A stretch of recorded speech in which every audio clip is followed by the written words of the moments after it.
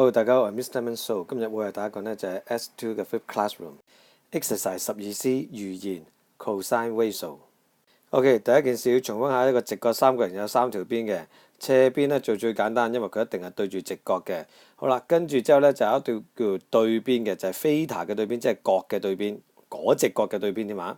或者叫 theta 的鄰邊，就係佢喺嗰隻角嘅隔離嗰條邊。咁啦，會唔會同斜邊搞錯咗啊？所以咧，我哋好多時間咧就會先決定斜邊，然之後先決定鄰邊嘅。我哋已經有學過sine ratio 啦，正弦啦。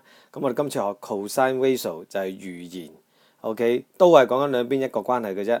不過咧，邊咧就唔再係對邊 over 斜邊，而係鄰邊，即係 D 一條線 over 斜邊啊，鄰邊 over 斜邊 cosine theta 等於鄰邊 over 斜邊，一樣玩法嘅啫。例一下，在三角形 PQ 中，角 R 等於90度，PQ 等於25， QR 等於24， PR 等於7，求cosine theta 的值 cosine theta 佢個鄰邊係邊條啊？鄰邊就係24啦。咁點解唔係25啊？25係斜邊。好，咁所以咧你就咁寫翻 cosine theta 等於24 over 25就搞掂啦。隔離嗰個咧 cosine phi 的值，好啦 phi 嘅鄰邊係邊個咧？當然喺隔離嗰條7啦。25點解唔係25對住直角？25係斜邊，所以最尾你中意話 cosine phi 等於 PR 鄰邊 over PQ 斜邊又得，直接寫 cosine phi 係等於7 over 25，亦都搞掂。OK， 我都講咗一段時間，到你做即時練習啦。請你 pause 畫面，然之後翻嚟一齊對答案啦。